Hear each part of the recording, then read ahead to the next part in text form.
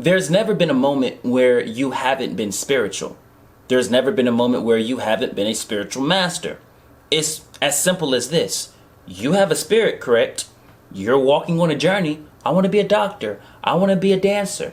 I want to be this. I want to be that. That's a journey. That's a path. Well, if you have a spirit and you're walking on a path, guess what? You're on the spiritual path. It's quite literally your birthright to be that which is the embodiment of God's will. That's why I say refer to yourself as God's will, embodied. Because you quite literally are the master that people revere. Jesus, Buddha, Yeshua, Krishna, Yogananda, you are them. Remember, even Yeshua said in John 14:12, you shall do what I do and more. It's only the ego that makes plain statements complex and complex statements plain. If the one that made it in y'all's eyes said, oh yeah, you Himothy Hemsworthy, I feel like you should believe that. Truly integrate this. There's never been a moment where you haven't been channeling. There's never been a moment where you haven't been that guy or that gal. Peace unto you. My name is Nadiie, and today is all about integrating the truth. Let us begin.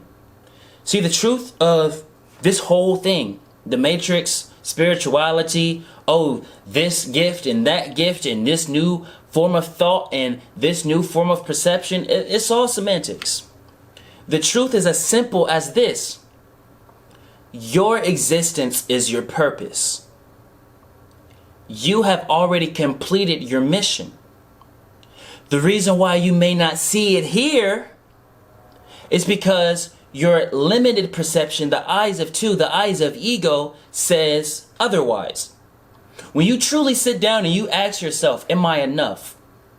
Who is the person that answers? No, I still got to do my job. Ooh, my bills, my kids, this, that, and the third. Who is that truly of God? Or is it something else? A lot of people will understand if God is a perfect being of love and only sees through the eyes of love, for it is love, it can't perceive anything other than love. So if I feel anything other than love, that is not of God.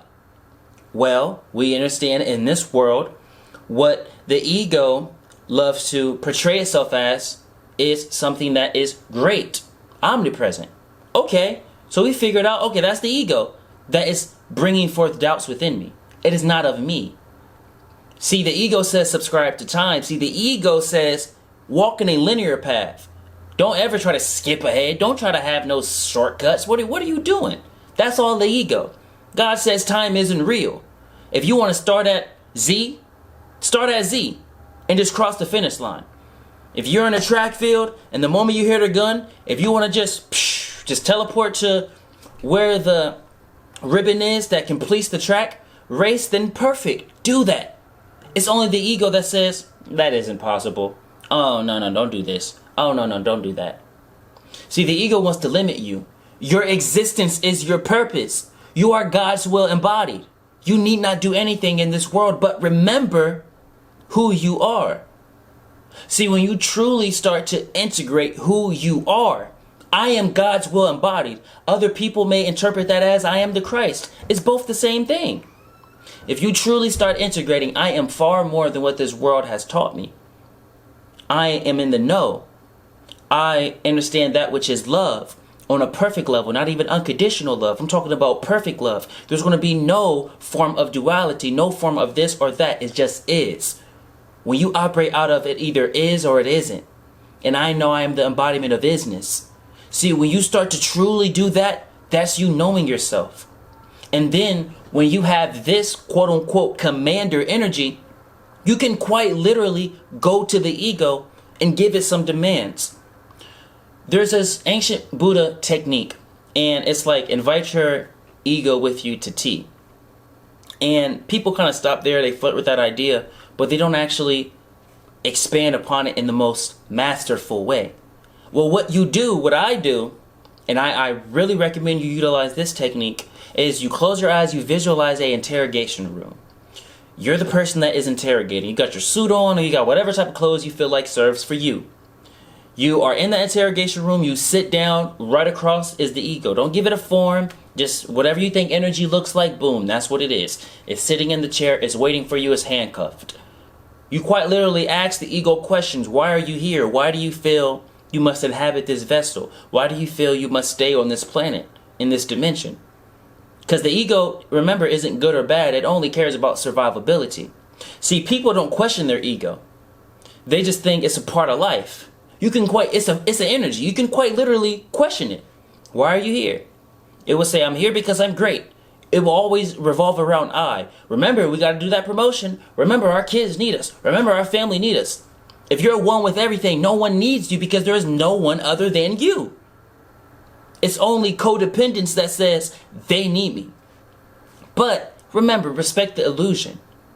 If it's a newborn baby, don't be like, oh, you're that which is God. You don't need me. Stop crying. No. Respect the illusion. But know the truth.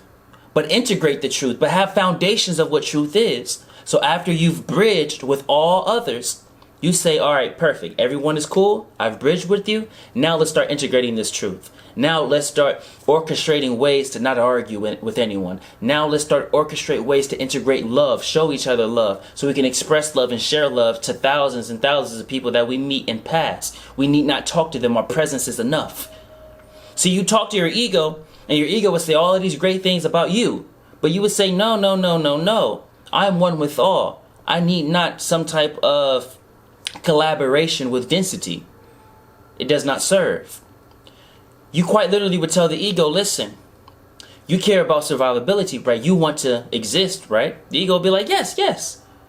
So then you'll be like, well, if this body, which it is bringing forth that which is light and love, that means this body in this vessel is going to vibrate at a high level. Well, when we go into these high dimensions, you will cease to exist. So for your own survivability, wouldn't it be smart for you ego to leave the body? If you know this is what's happening and you can't stop it, it's like a herd of bulls coming at you. You know you're not going to be able to stop it with one little red cape, ego. So wouldn't it be smart for you to leave? The ego will be like, you're absolutely right. And I guarantee you, when you truly integrate this in 3 days, every day within those 3 days, you will slowly start to integrate that which is miracles. Miracles will start popping up in your life because what you're doing is emptying your cup. See, everyone has their own cup. This is a candle, but this is a cup. Everyone has a cup. All right? God, for the people that is on the spiritual path, remember, everyone is on the spiritual path. God is half. The other half is ego. Now, if you quite literally retire your ego by using the technique I just gave you, well, now you have half of God. And all you need is half in physicality to sustain that which is a miraculous presence. So now what you do is you ask God, God, fill my cup. What would you have me do today? What serves as the embodiment of your will? What serves for us to do? What serves for us to say and think? It's as simple as that. See, it's these false spiritual leaders that say you must really integrate this technique, hop on your foot, howl at the moon when the stars align in this particular way. No, spirituality is simple. Being a master is simple. See, it's only the ego that wants to complexualize things. Because it's a linear thing. It says, do this technique and you shall receive this. No, it's do the technique if you want to, but just know the technique is not giving you anything. It's all about you remembering who you are. It's easier to remember who you are when you surround yourself around that which is spiritual based, aka love based, than just, fickle things, like things of this world. That's why we use techniques. It's not to gain anything. You don't need them. When you do enough techniques, when you use enough crystals, when you light enough sage, you'll figure out, oh, it was me that was giving these things power. So I can have the same effects that sage has just by walking in a room. I can have the same effects as crystals just by walking in a room. You're that powerful, so truly integrate that. Use these techniques for as long as it serves, and then remember, you are the living example, the living will of God. If you're interested in booking a one-on-one session with me, book the session by clicking the link in the bio. And if you are interested in joining our mystery school, DM me and I'll give you our free 3-day course, because if you aren't willing to dedicate at least 3 days to God, why are you trying to join a mystery school? With that, we say welcome home.